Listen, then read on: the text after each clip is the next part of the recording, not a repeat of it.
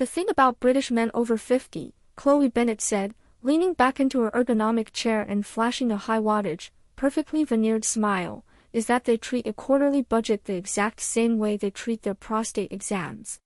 They know it's coming, they know it's necessary, but they'd really rather be anywhere else than in a room with a specialist looking at the messy data. The silence that followed didn't just fall, it crashed into room 402 like a lead weights dropped onto a glass table. Fiona Miller, sitting 2 seats down to the right, choked mid-sip on her Earl Grey tea. A piece of her blueberry scone threatened to lodge itself permanently in her throat.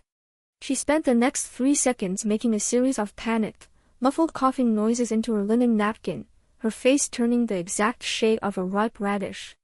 The 3 other junior partners on the interview panel immediately found the grain of the mahogany table utterly fascinating, studying it as if the secrets of the universe were carved into the wood. Chloe's smile remained fixed. It was a practiced, West Coast, digital native smile, the kind she used in her TikTok videos that garnered 60,000 views a pop. She thought it was a brilliant icebreaker. It was edgy, it was raw, it was exactly what a disruptive agency like Vance Associates supposedly wanted. But the man sitting at the head of the table hadn't blinked in 45 seconds. Marcus Vance sat with his hands loosely clasped over a blank, heavy stock manila folder. He wasn't wearing a tie, he never did, but his charcoal linen shirt was crisp enough to cut paper. A single cup of black espresso, sourced from the independent roastery 3 blocks down, sat cold and untouched near his left elbow. He didn't smile. He didn't scowl. His eyes, a pale, washed-out gray that matched the London drizzle hitting the double-glazed windows behind him, remained fixed on the top button of Chloe's oversized beige blazer. The silence stretched. 5 seconds. 10 seconds. In a pure audio environment, you could hear the distinct, rhythmic xinghao, click shiver xinghao of the building's central heating unit kicking on, and the distant, dull roar of a red double-decker bus shifting gears out on Mayfair High Street. Chloe's left heel began a tiny, microscopic tap against the industrial carpet. Xinghao tap, tap, tap Xinghao. Her human instinct was screaming at her to fill the void. I mean, Chloe added, her voice raising half an octave, the fast-paced, rhythmic cadence of her New York accent cutting through the stale air, unless, of course, the specialist finds something unexpected in the projections. Then we're talking about an entirely different kind of restructuring.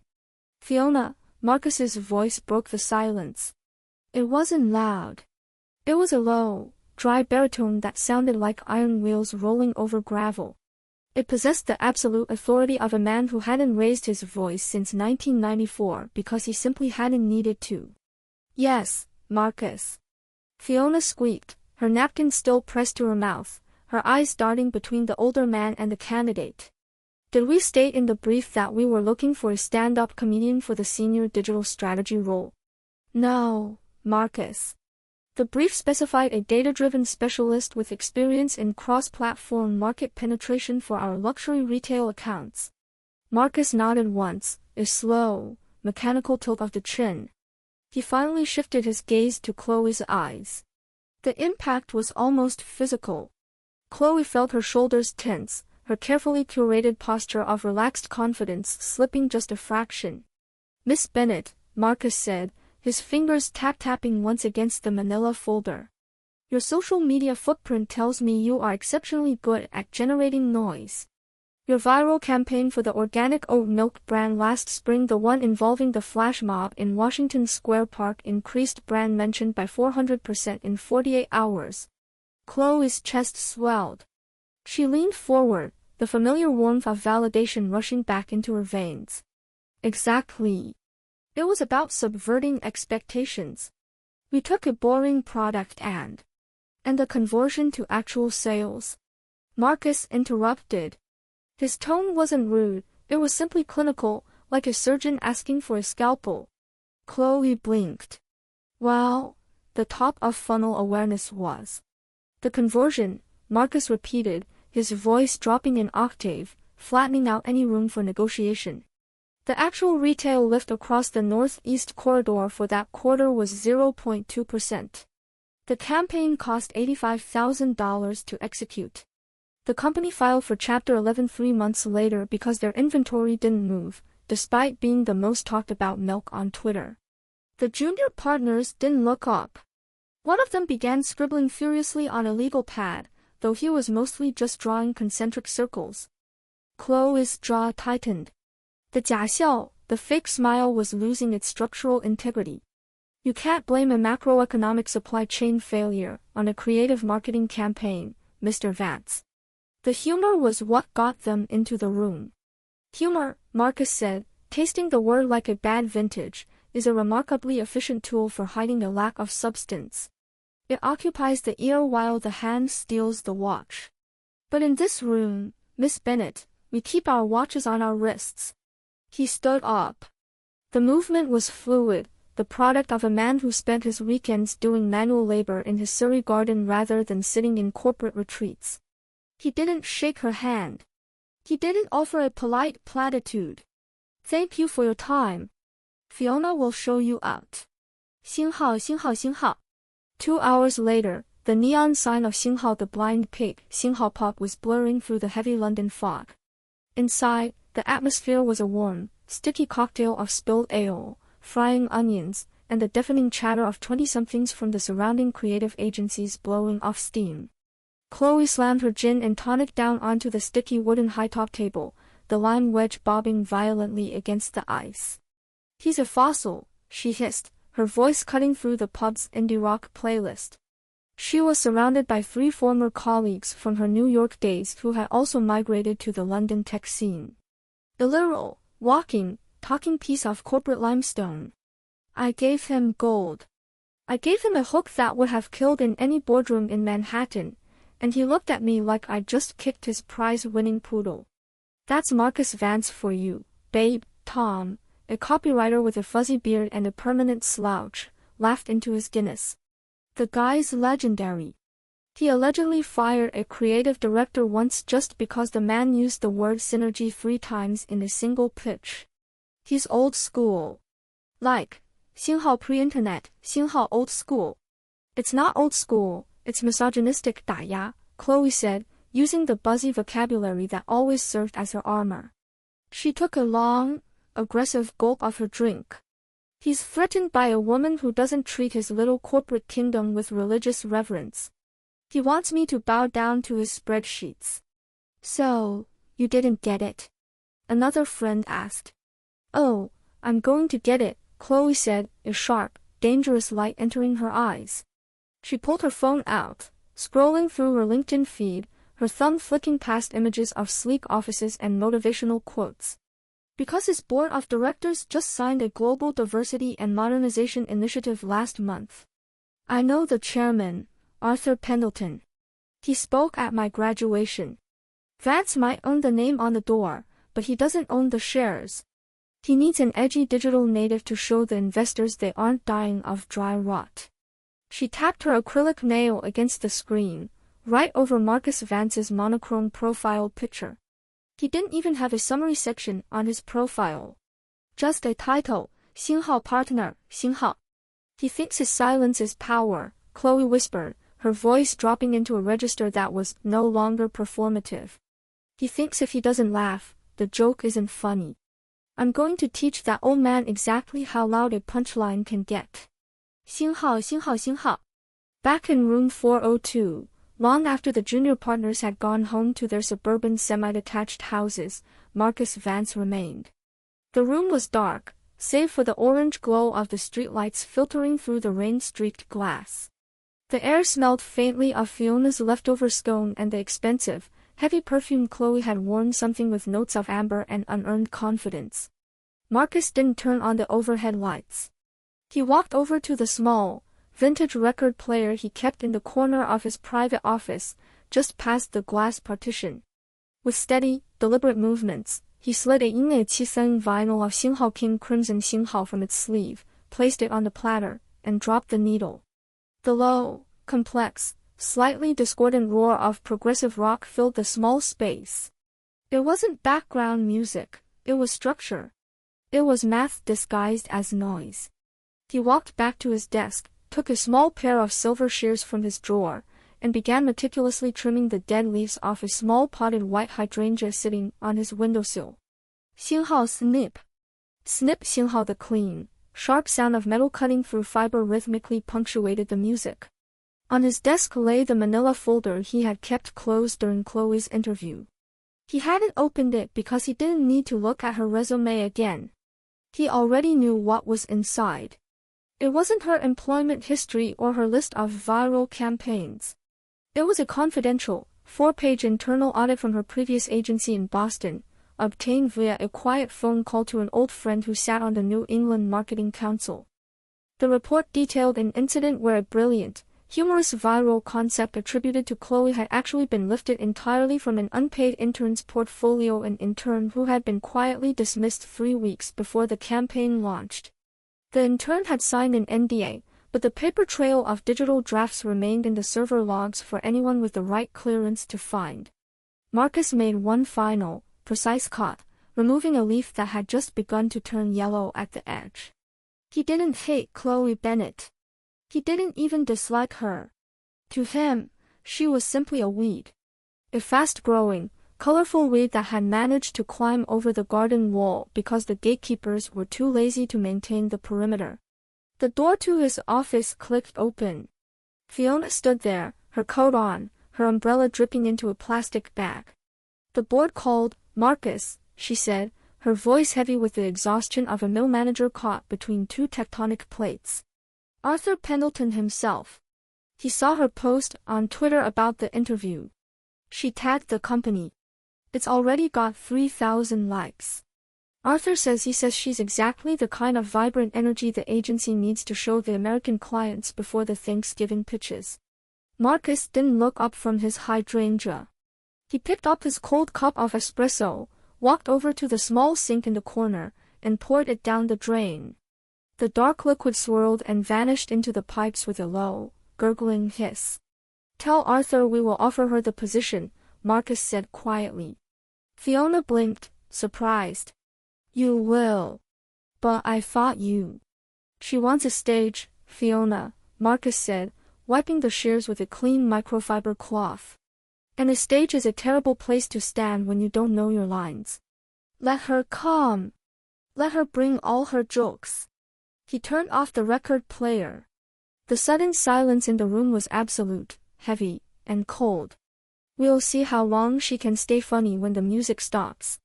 Chloe Bennet did not just enter Vance Associates, she occupied it.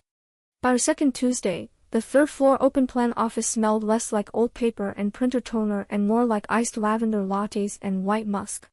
She had bought a miniature ring light for a desk, claiming it was essential for spontaneous B2B video content creation. Every morning, the junior team could hear her sharp, rapid-fire New York cadence bouncing off the glass partitions. She referred to the junior copywriters not by their names, but as my creative squad, and she had already managed to replace the communal kitchen's traditional English breakfast tea with a brand of adaptogenic mushroom powder that tasted like dirt but promised to align your professional chakras. "It's about culture hacking," Chloe explained to Fiona during the 11 o'clock tea break, her acrylic nails tapping a rhythmic, staccato beat against the marble countertop. "Marcus Vance represents the old, extractive capitalist paradigm, all metrics, no vibes. If we want the Gen Z market for our luxury retail clients, we need to speak in irony. Irony is the only currency that hasn't inflation crashed." Fiona stared into her mug, carefully spreading clotted cream onto a lukewarm afternoon scone. "Well, dear," Fiona murmured, her voice a soft, protective blanket of British politeness, "irony is all well and good, but Marcus likes his spreadsheets to balance. He's been looking at the same ledger since the Berlin Wall came down. Just be careful with the humor during the partner reviews. He treats those the way my grandmother treated Sunday Mass." "Marcus is a paper tiger, Fiona," Chloe laughed, a sharp, dismissive sound. She leaned closer, her eyes glittering with the satisfaction of a corporate coup. "Arthur Pendleton practically gave me a mandate. I had brunch with him at the Shard last weekend. The board wants friction. They want me to poke the bear." Marcus Vance, however, proved remarkably difficult to poke. He remained in his glass-wall office, an island of absolute stillness in Chloe's sea of disruptive energy. He never commented on her ring light. He never mentioned the mushroom powder. When she presented a pitch deck covered in pastel gradients and memes for a heritage perfume brand, he merely looked at the final page, noted that her customer acquisition cost formulas were missing the standard deviation variables, and handed it back without a single change in his facial muscles. To Chloe, this was victory. She mistook his lack of explosive resistance for submission. She thought her modern, fast-talking charm had successfully paralyzed the old man. On a rainy Thursday afternoon, 3 weeks before November's end, Marcus finally stepped out of his office. He held a thin, single-sheet document in his hand. He didn't look at Chloe, he looked at the open floor. "We have received the initial brief for the Hudson & Co. holiday push," Marcus announced. His dry baritone instantly silenced the room, cutting through the low hum of mechanical keyboards and lo-fi beats. As our premier American luxury department store account, their Thanksgiving digital campaign is critical. Historically, we have run a traditional heritage-focused narrative family, legacy, the New England winter. Chloe leaned back, crossing her legs, a knowing, theatrical smile spreading across her lips. Here it was. The old man's comfort zone. But, Marcus continued, his pale gray eyes shifting smoothly to lock onto Chloe, the Hudson board is anxious. They feel their brand is perceived as dry rot. They want something vibrant. Miss Bennett, since your appointment was fast-tracked specifically to address this demographic, I am assigning the entire digital architecture of the Thanksgiving campaign to you. The junior team held their collective breath. Fiona froze with a sugar cube suspended over her cup. "Me?" Chloe asked, her voice rising in a mix of surprise and immediate triumph. "The whole thing. No oversight from the legacy creative directors?" "You have total creative autonomy," Marcus said. His voice was entirely flat, devoid of sarcasm or warmth. It was the tone of an insurance adjuster reading a policy exemption. "You will pitch your concept directly to the Hudson CEO, Richard Hudson, during his visit to the London office next Friday. I only require one thing, it must be, as you say, edgy enough to move the needle." "I can do that in my sleep, Marcus," Chloe said, her confidence flaring into full performance mode. "We'll strip the corporate sentimentality right out of it. We'll make Thanksgiving actually watchable." "Excellent," Marcus replied. He laid the brief on her desk. "I have also authorized an additional 40% increase in your production budget for outside vendors. Don't worry about the internal approval loops. Just deliver the punchline." He turned and walked back to his office, closing the heavy glass door with a soft, definitive 星号 click 星号. Chloe practically vibrated with excitement. She turned to her desk, her fingers flying across her keyboard as she opened a blank presentation deck. "He's giving me the rope," she whispered to Tom, who was watching her from the adjacent cubicle with a mixture of awe and professional dread. "He thinks I'm going to trip. He doesn't realize I've been running marathons in these heels since I left Manhattan." "Chloe," Tom said softly, leaning over the partition. "Hudson & Co. isn't an oat milk startup. Richard Hudson is third-generation old money from Boston. His grandfather used to play golf with Eisenhower. He doesn't do irony. That's exactly why he's dying, Tom," Chloe said, her face illuminated by the harsh blue light of her monitor. "He doesn't know he wants to laugh yet. I'm going to give him a campaign called The Uninvited Guest. It's a multi-part TikTok sitcom about a dysfunctional family holiday where every relative represents a different systemic corporate failure. It's self-aware, it's biting, it's going to go incredibly viral." She didn't notice Marcus through the glass partition. He wasn't looking at his screen. He was standing by his window, his silver shears in hand, carefully examining a single leaf on his white hydrangea. He wasn't trimming it yet. He was simply waiting for the blemish to spread just enough so that when he made the cut, the separation would be absolute, clean, and permanent. In his desk drawer, the confidential Boston audit report remained, its edges crisp, its contents silent. He hadn't shared it with Arthur Pendleton. He hadn't shown it to HR. He knew that in the architecture of a fall, you never push the object when gravity is already doing the work for you. You simply clear the net. The chapter of her rise was complete. The stage for her performance was set, lit, and paid for with his extra budget. The boardroom on the 5th floor smelled of beeswax, expensive wool, and the distinct, metallic scent of impending disaster. Richard Hudson sat at the center of the mahogany table, looking exactly like the Boston Brahmin he was. He wore a bespoke charcoal suit that had likely been tailored before Chloe was born, and his gold signet ring caught the dim London light every time he tapped his fountain pen against his leather ledger. To his left sat Marcus Vance, motionless as a statue, his hands folded over a completely empty notepad. Chloe stood at the head of the room, her ring light casting a perfect, bright circle in her pupils. She felt the familiar rush of adrenaline. She loved a stage. "Let's be honest about Thanksgiving," Chloe began, her voice loud, rhythmic, and dripping with theatrical New York cynicism. She clicked her remote, and the massive LED screen behind her flashed a high-contrast image of an overcooked, dry turkey next to a crying toddler. "It's a hostage situation disguised as a feast. You're trapped in a colonial-style dining room with an aunt who thinks climate change is a hoax and a cousin who wants you to invest in cryptocurrency. Our research shows that 74% of Gen Z would rather spend Thursday at a vegan taco truck than with their biological family." Fiona, sitting in the corner by the tea cart, swallowed a piece of her afternoon shortbread wrong and let out a tiny, suppressed wheeze. Richard Hudson didn't blink. His expression remained as unreadable as a marble monument in a New England cemetery. Chloe, misinterpreting the silence as captive awe, leaned into her pitch. She clicked to the next slide, which featured a fast-paced, brightly colored video mock-up. "So, we're launching The Uninvited Guest. It's a 5-part satirical video series for TikTok and Instagram. We've hired 3 top-tier NYC improv comedians to play the toxic relatives. Each episode ends with the protagonist escaping the family dinner to go shop online at Hudson & Co., using the discount code #BoomerTears. She paused, flashing her brightest, most confident smile.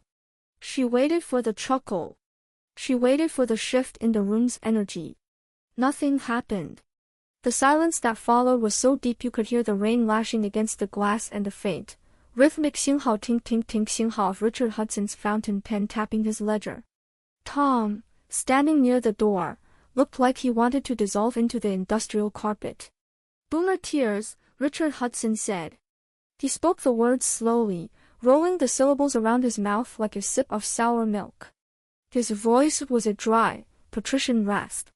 "Miss Bennett, do you know what the average household income of a Hudson & Co. store cardholder is?"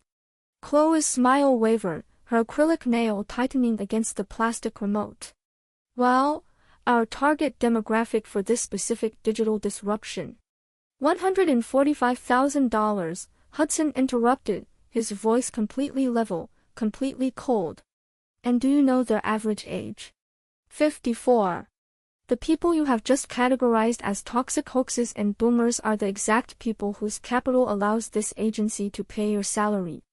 They are the people who buy our cashmere blankets and our silver gravy boats.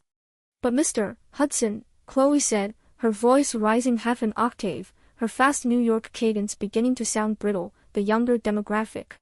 The younger demographic does not buy $4,000 dining sets for their holiday apartments," Hudson said. He closed his ledger with a soft, heavy thud that sounded like a coffin lid snapping shut. He turned his eyes slowly to Marcus. "Marcus, is this what Vance Associates calls strategic insight now? A series of internet jokes mocking my core consumer base?" Marcus Vance did not move a muscle. He didn't look at Chloe. He looked directly at Hudson, his pale gray eyes perfectly calm. "Miss Bennett has total creative autonomy over this campaign, Richard," Marcus said softly, his gravelly baritone echoing in the quiet room. "I assumed she had verified the back-end metrics before designing the narrative structure." "Metrics?" Hudson turned back to Chloe, his eyebrows raised. "Let's talk about the metrics, Miss Bennett. Your presentation states this will increase brand engagement by 300%. Show me the projected conversion rate for our holiday inventory. Show me how a TikTok video translates to foot traffic in our Boston and Manhattan flagship stores during the busiest retail weekend of the year. Chloe felt a cold drop of sweat trace a slow path down her spine. Her fingers went numb. She quickly clicked through her slides, searching for a spreadsheet, but her deck was nothing but mood boards, influencer headshots, and color palettes. The top of funnel engagement historically creates a halo effect that. I don't sell halos, Miss Bennett. I sell retail goods, Hudson said. He stood up, buttoning his suit jacket with a single, practiced motion. This is not a creative strategy. This is a high school theater sketch masquerading as marketing. If this is the best your modernized agency can produce, I will be moving our entire holiday media buy to the Boston group by Monday morning. Richard, Marcus said, finally standing up. He didn't apologize. He didn't beg. He simply extended his hand. Let's have a drink in my office. We have the traditional legacy data sheets from the last 5 years. I believe you'll find the historical trend lines more reliable. Hudson looked at Chloe one last time, a look of pure, aristocratic dismissal. Get this nonsense out of my sight. The two men walked out of the boardroom, the heavy oak door closing behind them with a definitive, echoing slam.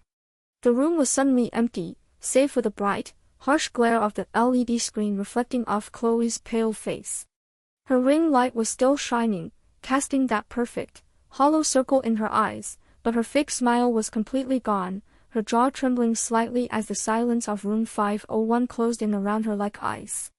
The mahogany table in room 501 had been cleared, but the ghost of Chloe's humiliation still hung in the air like the smell of ozone after a lightning strike. By Tuesday, the agency was a frozen lake. The junior team moved with hushed steps, their mechanical keyboards clicking at half volume. Nobody looked at Chloe when she walked down the central aisle. The ring light on her desk remained unplugged, its blank white circle looking like a dead eye. But Chloe Bennett was not a creature that dissolved quietly. In her vocabulary, accountability was just a word used by people who didn't know how to pivot the narrative. It's a setup, Fiona. It's an absolute, calculated trap, Chloe hissed, corners of her mouth twitching as she cornered the HR manager in the third-floor break room. She didn't sit down. She paced between the espresso machine and the recycling bins, her voice a sharp, manic whisper that rattled the ceramic mugs on the shelves. Marcus knew exactly what Hudson would say. He let me walk onto that stage with zero air support. He 幸好 wanted 幸好 the old money to bleed me out. Fiona sighed, carefully lifting a freshly baked raspberry scone from a paper bag. She used a small silver knife to slice it perfectly in half, her hands steady, her face wearing the mask of someone who had survived 40 years of corporate resines. Chloe, dear, Fiona said softly, her tone thick with the exhausting maternal pity that only a British HR veteran could weaponize. Marcus didn't write your presentation. He gave you the autonomy you demanded. He gave you 40% more budget. You chose to call our most profitable clients base toxic boomers. In Mayfair, that isn't a strategy. That's just a very expensive suicide note. I'm not dead yet, Chloe snapped, her acrylic nail driving into the laminate countertop. Arthur Pendleton still sits on the board. He represents the institutional investors, and they care about modernizing the brand equity, not Hudson's personal feelings. I've already drafted a statement. I'm going to leverage my personal LinkedIn and Substack. The cost of creative disruption in an antiquated culture. It's going to frame this entire agency as a toxic, stagnant boys club that's actively suppressing Z Shidai voices. Fiona stopped spreading her clotted cream. She looked up, her round face devoid of its usual warmth, her eyes narrowing into something heavy and cold. If you publish that, Chloe, Fiona said, her voice dropping into a register that was no longer polite, you won't just be leaving this building. You'll be leaving the industry. Marcus Vance has never lost a board dispute. Not because he fights, but because he doesn't enter the arena until the other side has already run out of ammunition. He's old, Fiona. His time is up, Chloe said, turning on her heel and slamming the break room door behind her. 10 minutes later, Chloe was summoned to Marcus's office. The room was perfectly silent, save for the low, intricate 星号 from 星号 of a Linde German electronic vinyl spinning on his turntable. Marcus sat behind his desk, his silver shears lying on top of a fresh stack of financial ledgers. He wasn't looking at a screen. He was looking at a single, pristine white bloom he had just cut from his hydrangea plant. Chloe marched in, her chin high, her shoulders squared in her oversized blazer like an insurgent general entering a peace summit.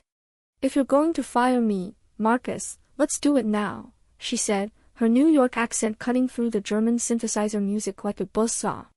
"But know that my severance package will include a full non-disparagement waiver that I will 星号 not 星号 sign unless my creative credit for the Hudson proposal is legally preserved." Marcus didn't look up immediately.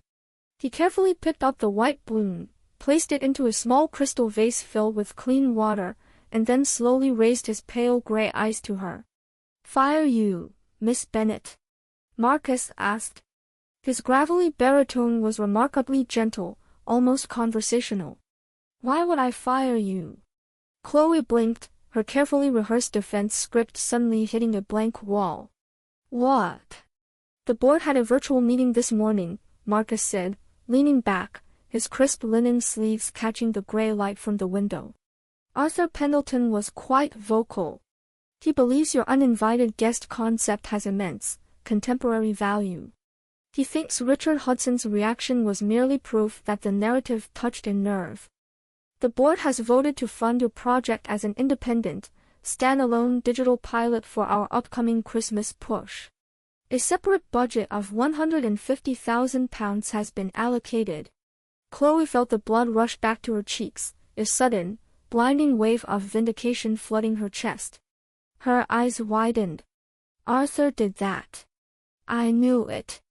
I knew the metrics didn't lie." "You will have your own small production unit," Marcus continued, his voice remaining flat, level, and entirely devoid of gravity. "You will not report to the legacy creative directors. You will report directly to Arthur and the digital subcommittee. I have signed off on the transfer of funds this afternoon." "And you?" Chloe asked, her voice dropping into a suspicious, triumphant squint. "You're just letting this happen?" "I am a servant of the ledger, Miss Bennet," Marcus said, with a slow, dry tilt of his chin. "If the board wishes to buy a ticket for your theater, it is not my place to close the box office. You have your stage. Go make them laugh." He picked up his fountain pen, turning his eyes down to his ledger, effectively erasing her from the room. Chloe stepped out of his office, her chest heaving with a strange, intoxicating mixture of absolute victory and a microscopic, icy prickle of dread. She had everything she wanted. Total autonomy, a massive budget, and the backing of the chairman. She was an island now, completely decoupled from the old man's structure. She didn't see Tom watching her from his desk, his face pale with the specific horror of a junior staffer who knew that when an old-school partner gives you exactly what you asked for after a disaster, he isn't giving you a promotion. He's giving you a burial plot with a view. The Christmas pilot did not just fail, it disintegrated in real time, under the digital spotlights Chloe Bennet had so carefully arranged. It was 3 days before Christmas Eve when the uninvited guest, Holiday Edition went live across 3 major platforms. Chloe had spent her entire £150,000 budget on high-gloss production values and top-tier influencers.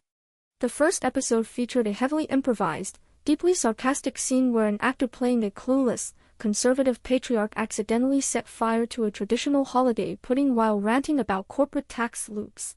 Chloe spent the first 6 hours after launch refreshing her phone every 90 seconds in the third-floor break room, her face illuminated by the manic blue glare of her screen. "Look at the velocity," she bragged to Tom, her voice high, fast, and breathless with validation. "We've hit 80,000 views in London alone. The engagement metrics are exponential. Arthur Pendleton just texted me 3 champagne emojis." Tom didn't look at her screen. He was looking at his own monitor, where a live corporate Slack channel for the executive team was updating at terrifying speed. "Chloe," he said softly, his voice dry. "You might want to check who's leaving the comments." By hour 12, the velocity had turned into a digital mudslide. The campaign hadn't offended the boomers, it had insulted the entire institutional customer base of the luxury retailers funding the agency's primary accounts. Worse, the tone-deaf portrayal of a family crisis during the holiday season had triggered a massive, organic backlash from middle-class consumers who found the irony cynical, mean-spirited, and hollow. By midnight, 3 of Vance U Associates' oldest retail clients' heritage brands that had been on the books since the 1980s issued a joint directive to the board. "Xinhao, remove our logos from any platform associated with this campaign by morning, or we terminate our contracts, Xinhao." But the fatal blow didn't come from the comments section. It came from an anonymous blog post on a medium-sized marketing watchdog site, which was picked up by the Xinhao Financial Times Xinhao Tech section at 早上6点整. The post contained side-by-side screenshots of Chloe's brilliant, ironic Christmas narrative and a 2024 student portfolio film from an independent media arts college in Chicago. The dialogue, the character arcs, even the specific jokes about the burnt pudding were identical. It wasn't an adaptation, it was an uncredited, systematic lift. 星号, 星号, 星号. At 9 a.m. on Christmas Eve, the silence in room 501 was absolute. Arthur Pendleton sat at the head of the mahogany table via a high-definition video link from his holiday home in Barbados. His face was no longer sending champagne emojis, it was the gray, stony color of wet concrete. Fiona sat in her usual corner, her tea cart conspicuously empty. Chloe stood at the head of the table. The oversized blazer looked too big for her now, her shoulders hunched, her skin pasty under the harsh morning light. Her phone was face down on the wood, vibrating continuously with notifications she no longer had the courage to read. "It's a collaborative industry, Arthur," Chloe said, her voice cracking, the fast New York cadence completely shattered into a defensive, trembling stammer. The concepts were brainstormed in an open environment. It's standard practice in modern creative agencies to remix cultural tropes. It's a collective zeitgeist. It is plagiarism, Miss Bennett. Arthur Pendleton's voice cut through the digital static from Barbados, cold and entirely transactional. And more importantly, it is a liability. The Chicago Students' Legal Counsel has already contacted our New York office. The board has spent the last 3 hours reviewing our exposure. We are looking at a projected revenue loss of £7 million if our luxury accounts migrate to the Boston Group. But Marcus. Chloe turned her wild, desperate eyes toward the head of the table, where Marcus Vance sat.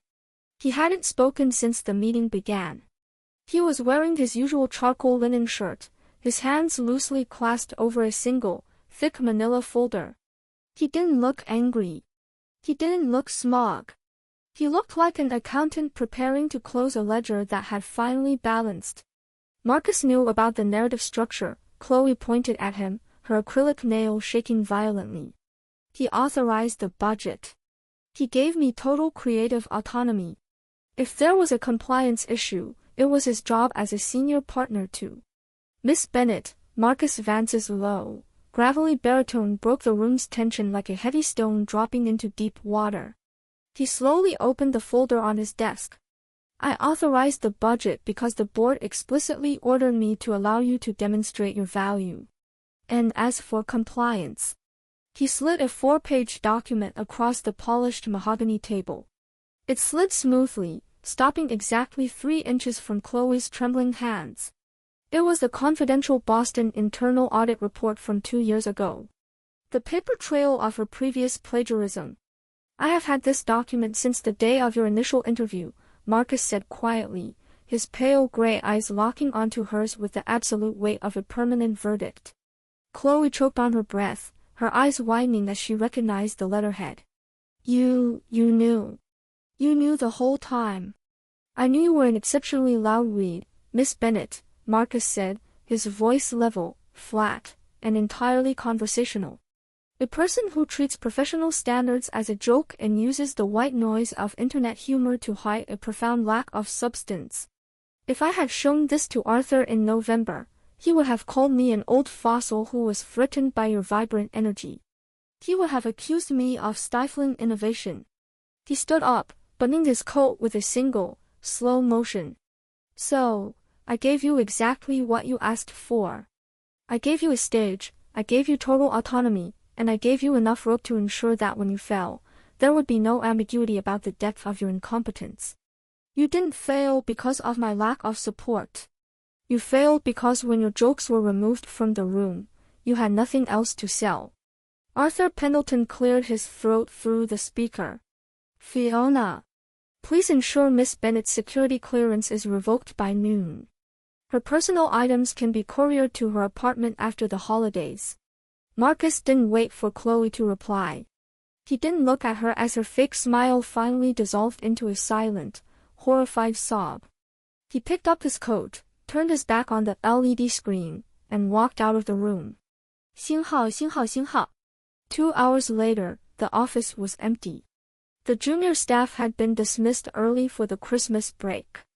The central heating had shifted into its low, rhythmic weekend hum.